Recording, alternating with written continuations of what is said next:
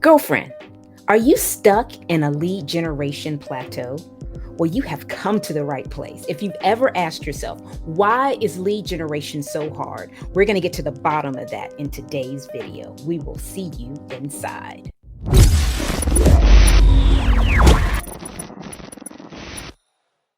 Hi there, my name is Ingafay, and I am a confidence coach. And in today's video, we're going to talk about the 3 main mistakes that people make when it comes to lead generation.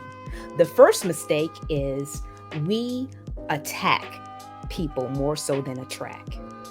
Secondly, what we do is we assume instead of ask. Last but definitely not least, we annoy instead of assist. Let's get to the bottom of this, shall we? So now let's talk about how we want to attract and not attack. Now, I don't know if you are like me, but I know when I first started my business, I was told to talk to anybody within a 3-foot radius of me, north, south, east, or west. At that particular time, I was immediately to ask them if they would be interested in my product or service. And then if they weren't, then I would quickly leave. I really did not connect with them as a person. I saw them basically as a number because at that time I was told that this was a numbers game instead of a people's game. I wasn't human with them at all. They didn't get to know me as a person. They just saw me as that nagging salesperson that wanted them to buy my product or service. Have you ever felt that way? Well, I wanted to make a point to really reiterate the importance of connecting with people. That when you connect with people, they buy you first and not your product. So if you don't have a really good connection with them, they don't even want to be bothered with you. I'm sure you guys have had those dreadful DMs where people, they just want to share their product or service. They don't want to know about anything about you, who you are, what you do. They just want to sell you the product. Don't be that person. So make sure that when you interact with people, you connect with them first. You're looking to build a relationship with them because even if they're not your person, they have a ton of people that they know that could be your person. So connect first before you go right into your product or service.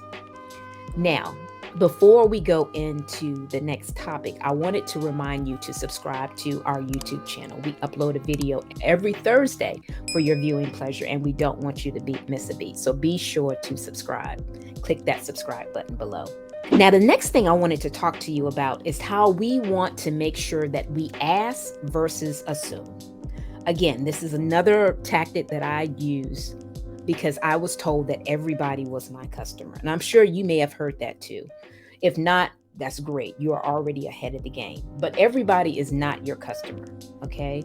You want to make sure that you're asking qualifying, really pre-qualifying questions to determine if the person in front of you or the person that you're interacting with on social media is your person.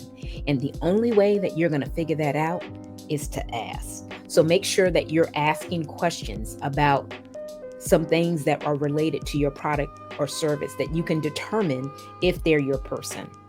For example, if you are in the health and wellness business, you ask someone if they work out on a regular basis or if they use any kind of supplements. They have that in their current day-to-day activities or, their daily routine. Do they use those type of products? If they tell you no and you sell a supplement, then you probably more than likely are talking to somebody that may not be your customer.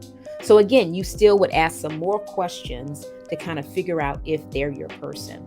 If you're in the skincare or beauty business and you're wanting to find out if someone could potentially be a client for you, if they tell you that they wash their face with water, more than likely not necessarily a skincare client for you.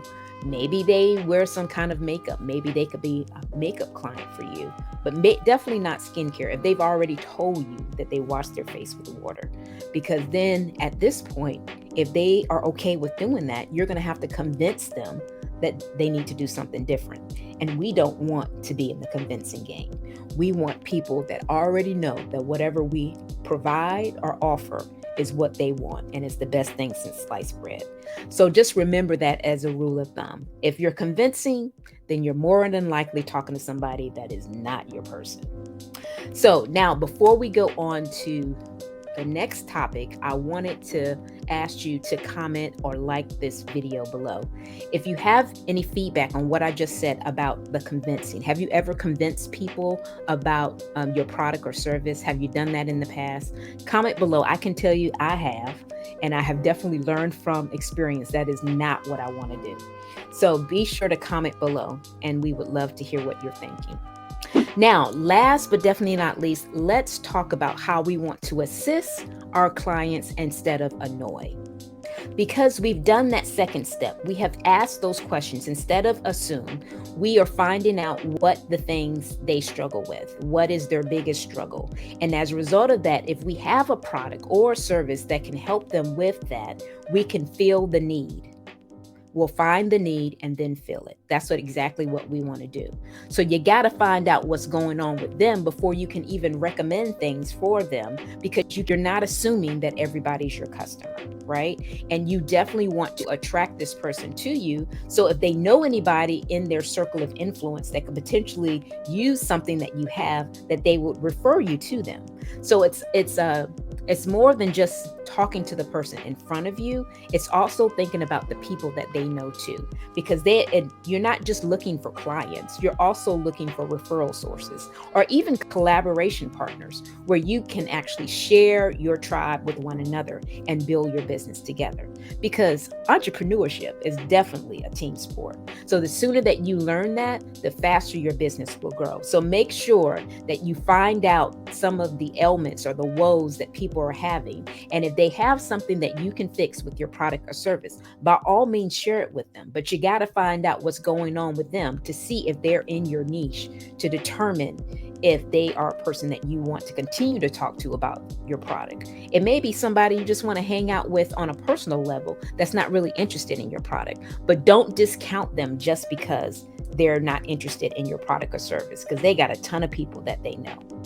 So if you're wondering what kind of questions that you would ask, or what would be the easiest way to really connect with people and then possibly sell them something on the other end, I have the perfect system for you that I have used in my business that has helped me just grow my business leaps and bounds.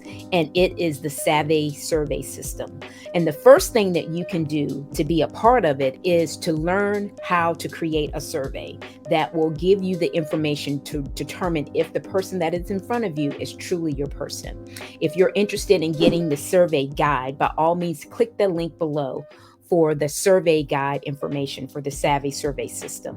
It gives you step-by-step instruction on exactly how to create your survey, what you want to think about and ask, and how you can put it in a systematic way that can truly help you find out who the people are that you want in your world. So like I said, if you're interested in that, by all means, click the link below. And as always, thanks for watching, and bye for now.